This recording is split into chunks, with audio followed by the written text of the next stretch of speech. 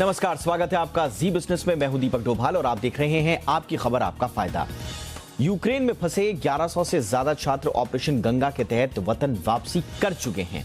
PM Modi खुद हालात पर नजर बनाए हुए हैं। सरकार के कई मंत्री भी यूक्रेन के पड़ोसी देशों में रेस्क्यू ऑपरेशंस की अगुवाई करने जा रहे हैं। आज हम सरकार के ऑपरेशन गंगा पर चर्चा करेंगे और जानेंगे कि किन मुश्किल हालातों में यूक्रेन से छात्रों की वापसी हो रही है। अभी भी वहां पर 15,000 से ज्यादा छात्र फंसे हुए हैं। उन्हें वापस लाने के लिए क्या कुछ तैयारियां की गई हैं? क्या हमें रणनीति में कोई तब्दीलियां करनी पड़ेंगी? समझेंगे आखिर यूक्रेन क्यों है भारतीय छात्रों की पसंदीदा जगह। लेकिन चर्चा से पहले यह रिपोर्ट देखिए। लौट रहे हैं खास मेहमानों के साथ।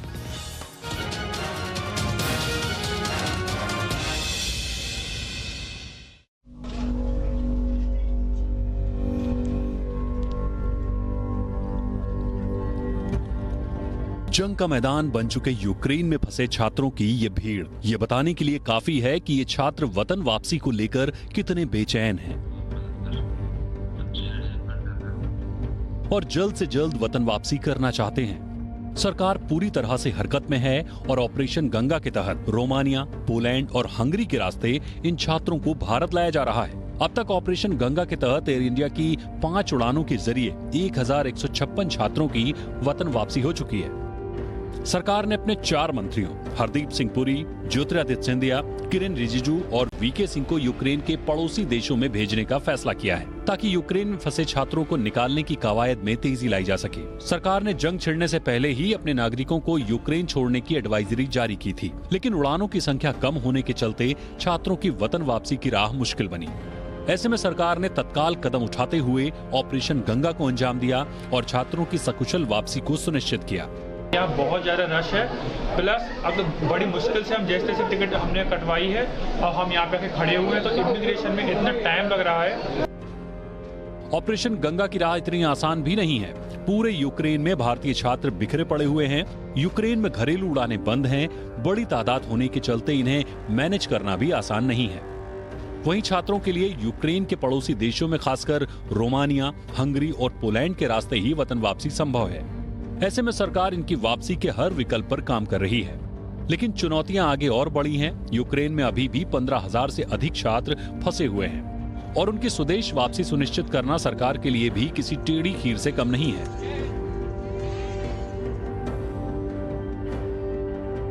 अब चीज़ें सर मैंने जैसे कहा था कि धीरे धीरे कॉम्प्लेक्स हो रही है और समझ से बिल्कुल बाहर हो रही है। सरकार इससे पहले भी सफलतापूर्वक एयरलिफ्ट अभियान को अंजाम दे चुकी है। इससे पहले भारत ने 1990 में कुवैत में फंसे करीब 1,90,000 भारतीयों को एयरलिफ्ट किया था। तब भारत ने लगातार 2 महीने तक करीब 500 विमानों का संचालन किया था। किसी भी देश से विमानों के जरिए अपने नागरिकों को निकालने का ये अब तक का सबसे बड़ा अभियान था। वहीं कोरोना के चलते 2020 मई में चले वंदे भारत अभियान के तहत विदेश में फंसे करीब 1 लाख से अधिक लोगों को भारत वापस लाया गया। इसके बाद पिछले साल अफगानिस्तान में तालिबान के कब्जे के बाद भारत ने ऑपरेशन देवी शक्ति चलाया था और काबुल में फंसे भारतीयों को एयरलिफ्ट किया गया था। ऐसे में यूक्रेन जंग के बीच वहां फंसे एक छात्र को भारत लाने के लिए सरकार कोई कसर नहीं छोड़ रही है। ब्यूरो रिपोर्ट, जी मीडिया।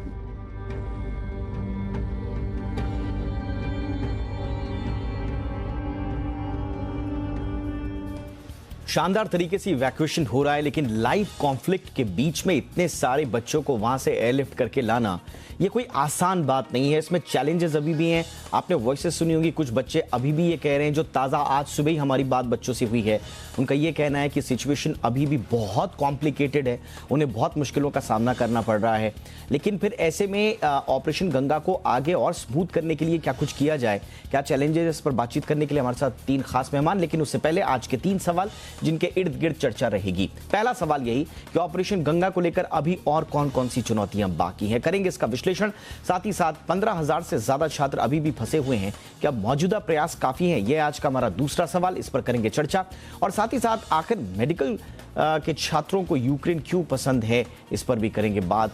ये हैं 3 खास आज के सवाल जिनके इर्द गिर्द रहेगी चर्चा। अब मेहमानों का परिचय आपसे करा दें। हमारे साथ जुड़ चुके हैं शशांक जी, जो कि पूर्व विदेश सचिव हैं। एम्बेसडर शशांक, बहुत बहुत स्वागत है आपका हमारे शो पर। हमारे साथ हैं अशोक सज्जनहार, पूर्व राजनयिक हैं। एम्बेसडर सज्जनहार, गुड इवनिंग, बहुत बहुत स्वागत है सर आपका भी। और हमारे साथ है जयंत चौहान, मेडिकल छात्र हैं यूक्रेन में, ऑपरेशन गंगा के तहत उनकी वतन वापसी हुई है। जयंत, आपका भी बहुत बहुत स्वागत है। जयंत, मैं सबसे पहले आपको ही शो की शुरुआत आपसे ही करना चाहूंगा। जरा हमारे दर्शकों को बताएं, जो लोग इस शो को देख रहे हैं उनको बताएं कितने मुश्किल वहां पर हालात हैं और आपको इवैक्यूएट करने की पूरी प्रोसेस क्या रही। Sir, first of all I would like to thank you कि आपने अपने शो पे बुलाया। सर, हालात काफ़ी टेंस्ड हैं हमारे शो पे।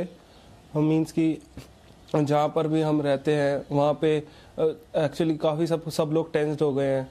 लेकिन ये है कि अब जैसे इवैक्यूएशन स्टार्ट हो गया है तो सब लोगों को अब थोड़ा सा रिलीफ है, सब लोगों को होप्स है कि हम भी अपने घर आ पाएंगे। ओके, वहां पर जयंत एग्जैक्टली कहा क्या जा रहा है? आपके साथ जो वहां पर छात्र हैं वो क्या कह रहे हैं? वहां पर हालात क्या और बिगड़ने वाले हैं, आगे ठीक होंगे? वर्ड ऑफ माउथ, किस तरह का माहौल है वहां पर? सर, एक्चुअली जो हम जिस यूनिवर्सिटी में पढ़ते हैं वो वेस्टर्न साइड में है यूक्रेन के, और हमारे जो सिटी है उसका नाम चर्नोवित्सी है। तो हमारे सिटी से ऑलमोस्ट 30-35 किलोमीटर दूर था रोमेनियन बॉर्डर, जो कि सबसे नज़दीक था इवैक्यूएशन के लिए। तो फिर जो हमारे मेंटोर हैं, केयर टेकर हैं यूनिवर्सिटी के, सुनील शर्मा, डॉक्टर सुनील शर्मा, उन्होंने हमारी बहुत हेल्प की और हमें बॉर्डर तक हम लोग आए। उसके बाद फिर वहाँ पर हमें काफ़ी सारे डिप्लोमेट्स एंड ऑफिशियल्स मिले जो एम्बेसी के थ्रू आए हुए थे हमें लेने के लिए, और हमारी बहुत हेल्प की गई वहाँ पर बॉर्डर क्रॉस करने में। And after we cross the border हमें उस साइड भी काफ़ी सारे ऑफिशियल्स मिले इंडिया की तरफ से जो हमारी मदद करने के लिए आए हुए थे एयरपोर्ट के पास, एंड हमें काफ़ी असिस्टेंस मिला। And we would like to thank government of India जिन्होंने हमारे लिए इतना किया, एंड हमारे प्राइम मिनिस्टर ने इतने अच्छे रिलेशंस बनाए सारे कंट्रीज के साथ कि हमारा इवैक्यूएशन बहुत स्मूथली हो गया।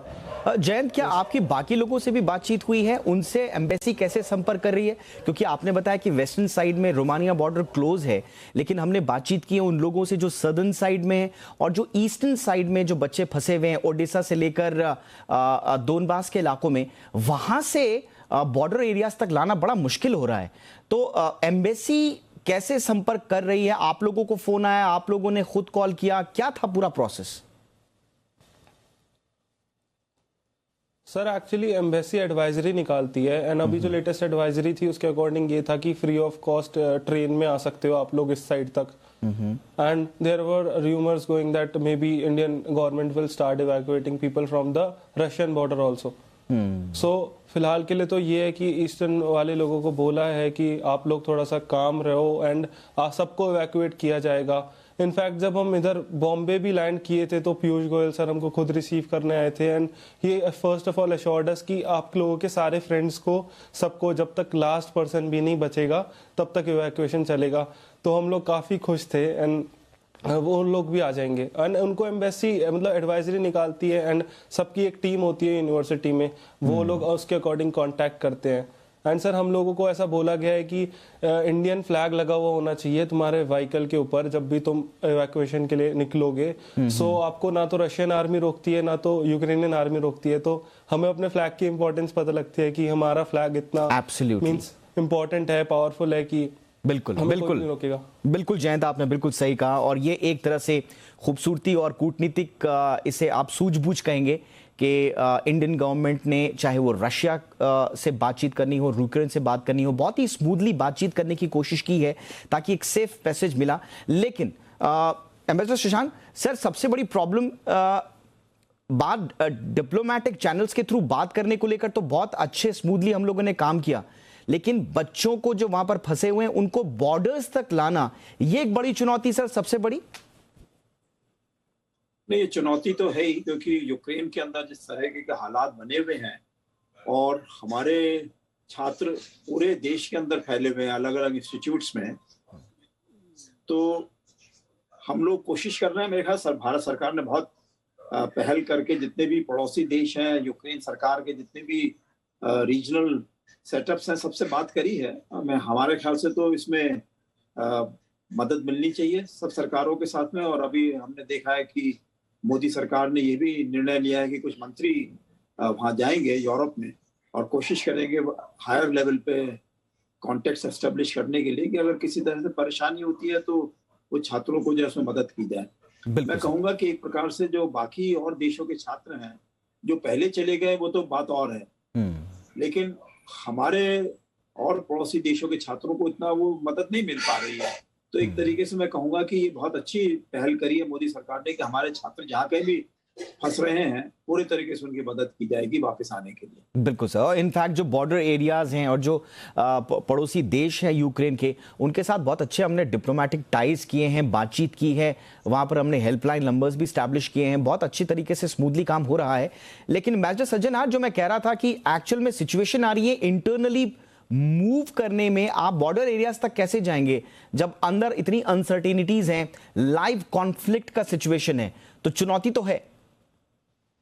नहीं, आप बिल्कुल ठीक कह रहे हैं दीपक, चुनौती तो यकीनन है। और इसीलिए जो ये 4 मंत्रियों को नियुक्त किया जा रहा है, हरदीप पुरी और पीयूष गोयल और किरण रिजिजू और एक और हैं अपने सिंधिया जी, इनको वहाँ पर भेजा जा रहा है बेसिकली जिससे कि वो इंटरैक्ट भी कर सकें वहाँ पर लोकल और लोकल गवर्नमेंट्स के साथ भी इंटरैक्ट कर सकें।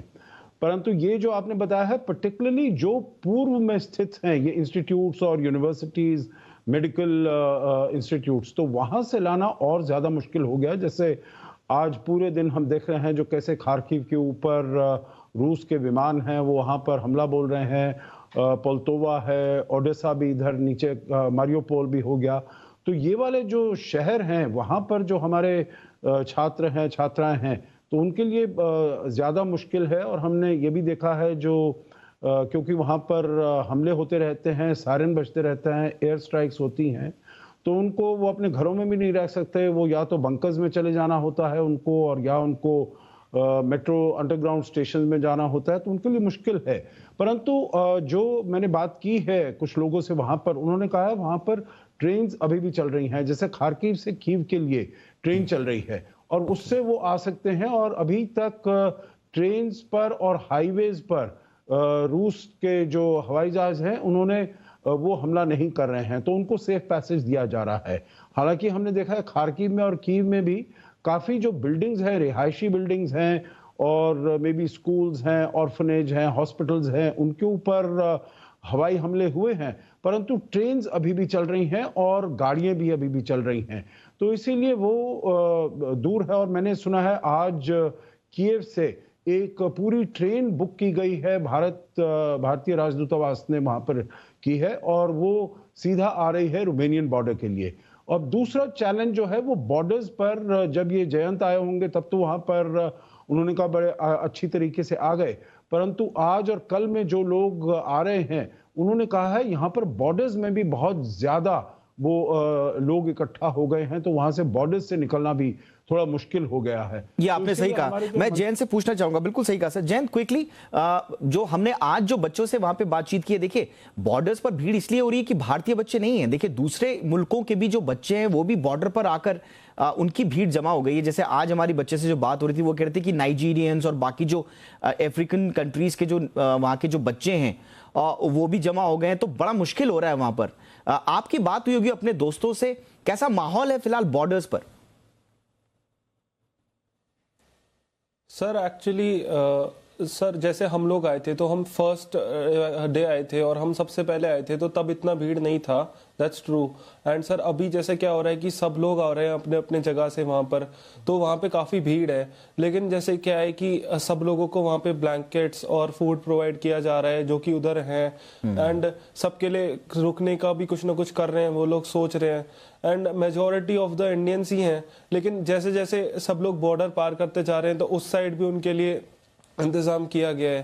तो ये है कि सब लोगों का माहौल तो ऐसा है कि डरे हुए थे सर जब तक वो अपने हॉस्टल्स में थे या कुछ थे, लेकिन अब बॉर्डर के पास आ गए और उनको सब लोग दिख रहे हैं कि ये सब लोग हमें। शशांक सर, देखिए कुछ छात्रों का ये भी कहना है कि कहीं इवैक्यूएशन प्रोसेस में कहीं कोई देर तो नहीं होगी। मैं थोड़ा सा इस पूरे मैटर की कॉम्प्लेक्सिटी समझना चाहूंगा आपसे।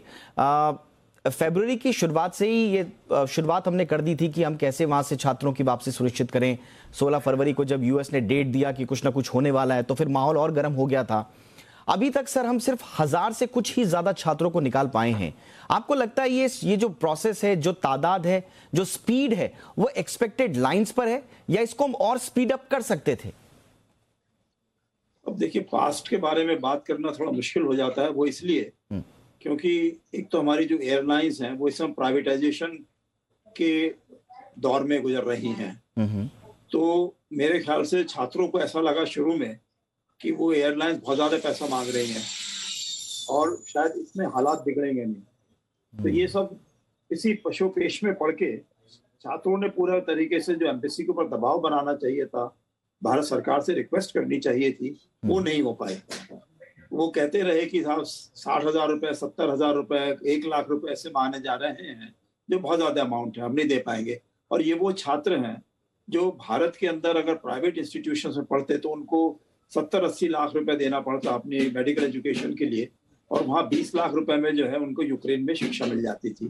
तो मेरे ख्याल से ये पैसे का मसला भी रहा। भारत सरकार को शुरू में ही कह देना चाहिए था कि आप सब लोगों को हम लेकर आएंगे और पैसे का मसला बाद में हल किया जाएगा। और मेरे ख्याल से वो सबसे अच्छी बात रहती, जो कि हम लोगों ने गल्फ कंट्रीज वगैरह में और जगहों पे वेलफेयर फंड्स बनाए हैं अपने वर्कर्स के लिए। तो यहाँ वेलफेयर फंड नहीं भी है, लेकिन भारतीय नागरिक हैं, बाहर गए हुए हैं, किसी ना किसी वजह से पढ़ने गए हैं और आगे जाकर वो देश की सेवा करेंगे या जहाँ भी रहेंगे अपने very important point Shashank sir, बहुत इंपॉर्टेंट पॉइंट आपने रखा है। एम्बेसडर सज्जनहार, मैं आपसे भी जानना चाहूंगा, क्या हमने बच्चों के डिमांड का वेट किया, हमारी जो होमवर्क थी वो प्रॉपर हो नहीं पाया और अब हम थोड़ा सा स्पीड अप नहीं कर पा रहे हैं चीजों को?